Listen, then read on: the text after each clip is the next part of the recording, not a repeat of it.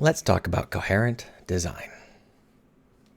Now, coherent design is when your game has a clear vision, a clear ideal, a clear fantasy it's trying to fulfill, and all the parts of your game work together to do that, which makes your game better than the sum of its parts because it's working together. Everything's working in the same direction. They're cohering. An incoherent design would be a game where the pieces don't work together and they don't really coordinate or cooperate. I'll give you an example of a great coherent design. Gunpoint. If you've never played Gunpoint, it is basically what if elevator action, but you're also a hacker. So you go into office buildings, you steal stuff, and then you shoot some people, and then you evade some people, and then you jump out a window and escape. Wah! There's nothing new in Gunpoint. If you look at Gunpoint, every single system you see is drawn from some earlier game, sometimes some really crappy earlier games. But all of the pieces are assembled with such fine precision to support this final idea, this dream, that the player is a hacker spy. They work together super, super well. And it's not just the mechanics. It's also the level design, the music, the narrative, the sound effects, the visuals. Everything supports everything else. It's like a piece of clockwork. Everything is like tick, tick, tick, tick, tick, tick.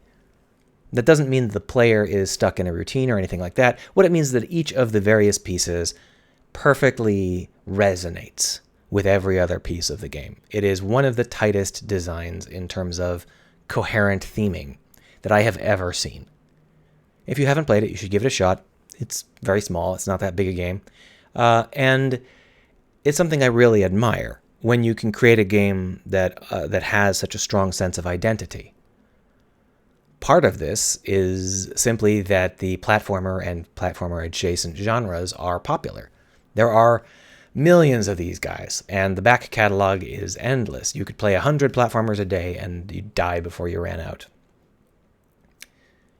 So it's easy to look back on that catalog and say, oh, I want a game that feels like that, and that, and that. And you'll end up with 3 choices that nobody else has ever thought to combine. This is also true of first-person shooters and puzzle games and whatever else, right? But unfortunately, my favorite genres are construction genres, and more specifically, the ones that aren't about warfare. Yeah, those aren't very popular. There's just not very many elements in the back catalog, and that means that most of the games in the genre are incoherent. The genres themselves are incoherent. The defaults, the genre standards are incoherent. The genre itself is broken from the start, which is a shame. But let's talk about it, right? What exactly would be a coherent design? Well, Kerbal is a coherent design, or it was. The fascinating journey of Kerbal. Kerbal Space Program, one of the foundational games in construction games. In ye olden days, back when time was new, Kerbal had just one mode, and that was Sandbox. In Sandbox mode, every element of Kerbal Space Program worked together like clockwork. Every piece supported the whole.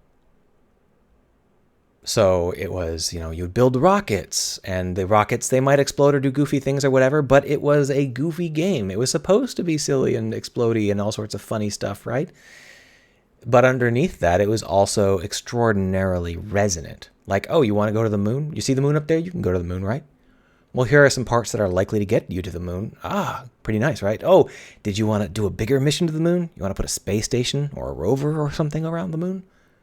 I wonder if you can push the parts far enough to do that. Oh, did you want to build a bigger rocket? Well, can you build the rocket so that it can be launched? Because the physics of launching are pretty specific. Oh, did you want to go to Joule? You gotta build a rocket that can do it. Here are some parts that are specifically rated for that sort of launch, but the launch is a difficult one. Can you build the rocket so it can withstand those pressures? Every piece of the mechanical side was working together such that you never were working with just one mechanic. You were never working on, say, just launch mechanics. You were always working with launch mechanics because you had to do a specific size or configuration of rocket specifically to reach that specific location across the map or endure specific heat or something like that. Every piece of this, including all of the mechanical stuff involving, electricity existing, all of those things always worked together to create a compelling final result. And then they also supported that with the goofball visuals and the charming music. Kerbal's early version, the sandbox, was clearly built around the visions that space nerds had seen. Like, if you were a space nerd, what have you seen? You see the cool rocket launches, where the rocket's launching, and then the rocket's floating around the planet, and there's a sun beaming, and I'm going to go to Joule or something. Well, you see your rocket go into deep space, and you see that cool orbital mechanic diagram that you see so many times in, when you watch NASA streams. Kerbal was not inspired by sci-fi. Kerbal was inspired by NASA. Kerbal was inspired by the real space nerd inspirations, and they built their entire everything, the visuals, the sound, the mechanics, everything was built to enhance that feeling that space nerds have. Like, oh, I bet I could launch a rocket. Well, could you launch a more complicated rocket? Sure, I'm a rocket engineer after all, at least in the video game. Oh no, it exploded, but it's funny rather than sad. Then, it turns out, most people are not terribly well cut out for being rocket engineers. So what did Kerbal do? They realized their sandbox mode was getting a little bit intense. Too many new parts. It was hard to figure out how to build your first rocket. So they introduced some new modes. Sandbox mode was relegated to the back corner somewhere, and they introduced science mode and career mode. The new default, career mode. Unfortunately, these modes had nothing to do with the coherent design that they had painstakingly put together for their sandbox mode. That doesn't mean these modes were bad. It means they were incoherent. They did not work together. The visions that we had originally seen so clearly in the design were no longer part of the design. In science mode, you had to go to wherever and visit different biomes on whatever planets you happen to visit. But that's not part of the NASA vision. Where there's no like science nerd vision where, we're so used to seeing, lunar rovers land on the moon and then teleport to the other side of the moon. That's not something that we've really seen. We normally see the rovers make very, very slow incremental progress. So if you're going to scan multiple places on the moon, they had better be places that are within like 100 meters of each other in order for the rover to be useful, right? But worse than that, there are no parts in Kerbal that support multi-biome missions. There's no easy way to go from one side of the moon to the other, or from one side of Kerbal to the other, or anything like that. It's really just the most obnoxious challenge to go to the moon and then go to a different biome on the moon. And later on, there were some improvements, some mods, for example, that could help you do it. But there's no fundamental fun in creating ships that can visit multiple parts of the moon. It's not like if you want to go to Joule, you use this really cool engine and you mount it with a whole bunch of other engines around it, and as you launch, just launching off this endless array of onion-staged boosters, and it's just great fun. But if you want to go to the moon and visit multiple areas, you land on one spot and then you tilt slightly and land again, and I guess you're done. Clearly they knew that wasn't very compelling because they introduced career mode, which is even worse because nobody, maybe somebody does, nobody I knew really got into space nerdery to do paperwork. It's just not part of our dream, really. So the idea that not only did we have access to a very small collection of parts, we weren't allowed to build the rockets we wanted to build. We weren't allowed to do anything too complicated or too big, not because we were bad at it, but because the game just wouldn't let us. There are now fiat restrictions on how many parts you can use, how heavy you can be, rather than those restrictions coming from the fact that is hard to launch. And similarly, Gone is the free play mode where you can just look wherever you want to look and go there. Nope. Now you've got specific missions that you have to take because otherwise you run out of money. Money, money, money. That's definitely what we want, right? That's our dream when we're launching that rocket and we're orbiting around the planet and we're seeing the beautiful sights and the music is chiming in our ears in a peaceful eternity, and we hear the call that says, "Where's our return on investment? Your ROI is not good enough."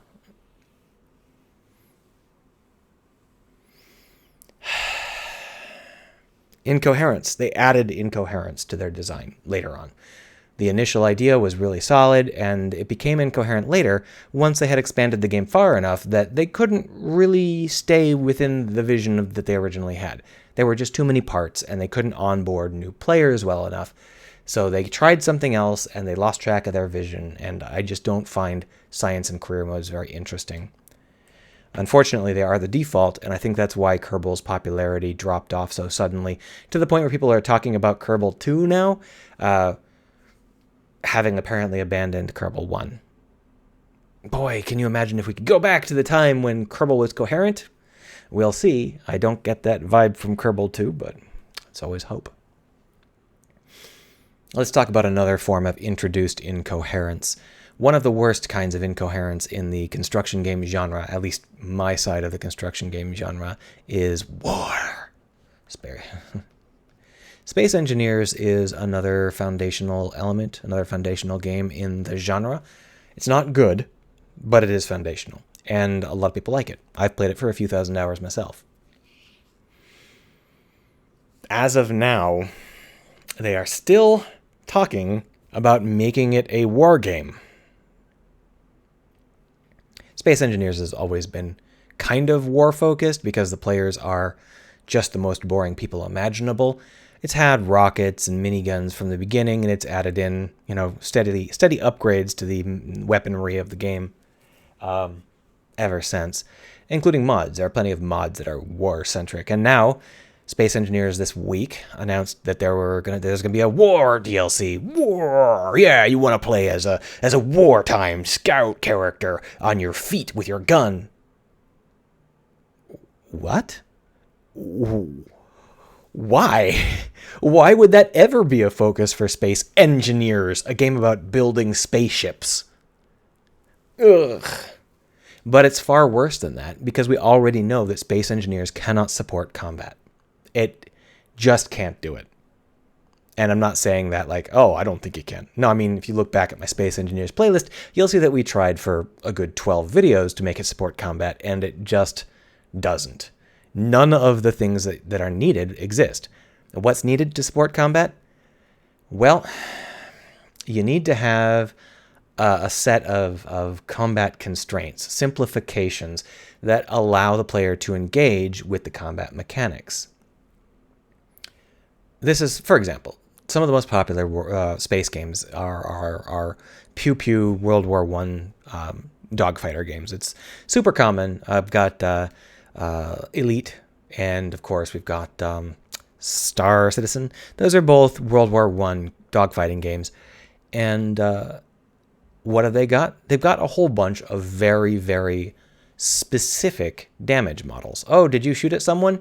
You just did a specific amount of damage to that person. And after you do a specific amount of damage, they will explode. And after you take a specific amount of damage, you will explode. And within those constraints, they can create a really interesting challenge where your speed and maneuverability and who you choose to engage, and if you can get behind that boulder or whatever, all of those things matter. It coheres. Those abstractions on the damage modeling and the weapon fire, those abstractions make the game compelling because they allow the game to create a coherent set of designs. The way that you deal damage and avoid damage and overheat and survive and all that stuff, it all works together like clockwork in those games.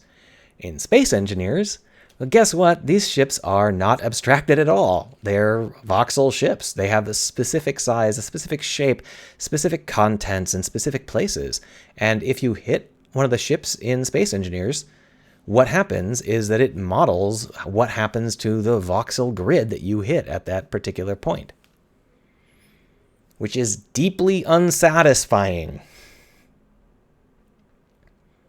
It is a random amount of damage. Moreover, it's a random, very small amount of damage because these ships are fundamentally built with a bazillion backups. Just the natural way you're going to build anything larger than a fighter is to have a lot of different engines. And unless you destroy all the engines are still there. So combat, except for like very, very specific, carefully tuned fighter combats, combat is generally pretty boring in Space Engineers. And it's because there's no abstracted damage model. It's concrete. It's unabstract. And we've known that forever. The idea that Space Engineers will ever be compelling to do spaceship shooting in is nonsense, because it was never designed to be able to do that. The damage modeling in Space Engineers basically doesn't exist.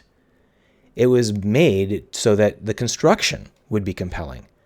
So that when you put something together, the thing you put together, that act of creation and then seeing it work would be compelling. There just was never any significant attempt to put in any kind of damage modeling. And that remains true to this day. The concept of damage is an incoherent offshoot. Now, that doesn't mean that you completely ignore damage. It's like bumping into stuff and that sort of stuff, sure. But the point here is that the pieces of Space Engineers that are coherent are unrelated to damage, and the damage modeling is not very good. It's certainly not very abstract. So doubling down and going, oh, let's do the wartime release. It's like, there's no war. You can't have this war because the war can't be fought. Your game cannot model the war. But the players say they want war, and Space Engineers devs want to give the players whatever they want, so there it is. Unfortunately, the players aren't requesting your game. They're requesting Elite Dangerous. Your game isn't Elite Dangerous. You have to understand that when the devs allow themselves to be guided by the players might not be playing your game. They might be thinking about a completely different game in their head, and your game may not be able to even get there. Another game that's doing this is Stormworks, which is a game about rescue vehicles. Just like Space Engineers, it accidentally has a few pieces of coherent design. Stormworks actually has kind of a fun damage model because most of its boats are boats. Most of the vehicles are actual like water boats. And if you hit something, what happens is that your hull fractures. The voxels don't go away.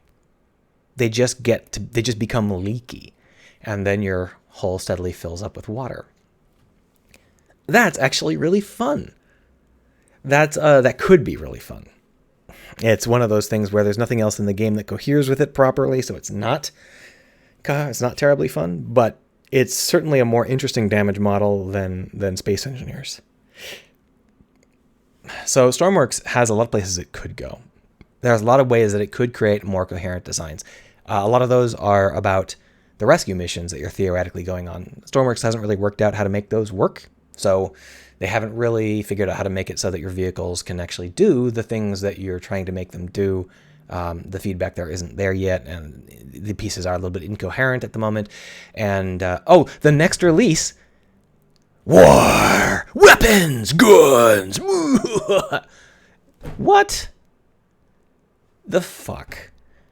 There's no damage modeling in Stormworks. There's none. You can have fires and you can bump your hull. The fuck are you gonna do with guns? You really think that's gonna cohere? Ugh. Okay, so I liked a game called Medieval Engineers. And this just sounds, at this point, it sounds like I'm ranting against combat as a thing. But that's the thing, right? The reason combat is so common is because players ask for it. And the players aren't really thinking about what your game needs. They're thinking about the fun they've had in other games in the past. And since they always request combat, combat is one of the things that gets routinely added to games that were not intended to support it. They just don't have the concepts in the game world to allow it to unfold correctly. Speaking of games like that, Medieval Engineers. Back in the beginning, Medieval Engineers was a twin of Space Engineers, and it was really, really interesting because you could build stuff, right? And you build like these walls and things. And in order to build them, you had to bring over all of the stuff that you needed to build the wall, all the rocks and boards and stuff. You had to physically bring them near the blueprint so you could assemble the blueprint, which means that if you wanted to, say, build a tall wall, you might have to build a crane that could lift all of that shit up in like a box or a pallet or something to within reach of, your blueprint on top of this wall. And you might have to build a cart that could cart it over from wherever you mined it, whatever quarry you built it in. And that was really fascinating. Like, I was really engineering stuff. Wow, that was incredible. But it turns out that the Medieval Engineers dev team didn't have that same vision, had done it accidentally, as seems to be the case with all compelling games in this genre set. And so they immediately introduced magic pants, mandatory magic pants, at which point you could just store basically any amount of stuff in your pockets, and you no longer needed to build cranes or carts or, anything that you might have to engineer. So you were just stuck building buildings that were just going to sit there. Ah, that sounds boring, they said. And the player said, yeah, you know what this should be? You know what this should have instead? War! So then, of course, Medieval Engineers introduced war. And the game became about fending off endless hordes of beardy dudes with swords. It was just such a disappointing end. And unsurprisingly, Medieval Engineers got promptly canceled. It's still available for purchase, but it is completely dead, and it never got anywhere near a stable release, which was a shame because it was way better than anything else on the market until they sabotaged it because they didn't understand what they had. And I know I'm sitting here saying, well, this is how I liked it, and I'm always right.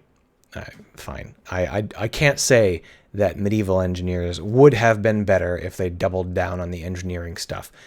But I can say that when they decided to introduce something that didn't really work with their engineering stuff, the game promptly tanked. So there you go, right? It's something where it really pays to have your eye on what you want to provide. The players don't know what you want to provide. They're running off of the memories of other games. And if you're in a genre like a construction game, their memories of other games are going to be of games that aren't in the construction genre. Like, they wanted to be able to construct bigger, better castles because they remember other games where they got to have those bigger, better castles. And they want to fight off hordes of invaders because they remember those other games where they got to do that. But those were not construction games. And even then, Medieval Engineers did have a creative mode, so you could just build a bigger castle yourself. Just turn it into creative mode. Enough with that, right? This is almost universally true. Nearly every game that is a construction game veers away from its original vision or didn't have an original vision and ends up being just kind of flabby and flat. And more often than not, they veer into warfare. You can't really do warfare. You don't have the abstractions for it. Warfare is not something that is constructive. Shocker. And I know you can build things that are constructive and also warfare-centric. For example, Masters of Orion 2, you could build your spaceships, you could build your colonies, and then they could be destroyed. But that was very abstracted. All of the construction was extremely modular. Just like plug in Module A, plug in Module B, and let it run because it has the stats. If you're talking about something that I like, sorts of things that I like where it's nitty-gritty, like get stuff to work at a fundamental level sort of construction, it doesn't really work with combat. It's just never going to have the right level of abstraction to support combat. Certainly not if you add it in later. But it can have enough abstraction or enough of the right kinds of mechanics to be almost anything else, as long as you have your eye on what you would like your final result to be. And the thing that Kerbal had, that none of these other games had, was a vision of what they wanted to be that wasn't based on another game from another genre. Kerbal said, what we want to be is is all of the NASA wet dreams, all of the things when you looked at a rocket as a kid and you saw it launch and you said, yeah, that's what Kerbal should be. It shouldn't be some game that came before. It shouldn't be Minecraft. It shouldn't resemble some other thing that we are remembering from earlier in the genre, which was great because those genres barely exist. There's a certain number of individuals that are required to support a population, and we're just not there yet. There just aren't enough construction games to allow us to build construction games based on earlier construction games. We need to pull in some focus from outside. We need to have a vision of what we would like that comes from outside the genre, because our genre is too small.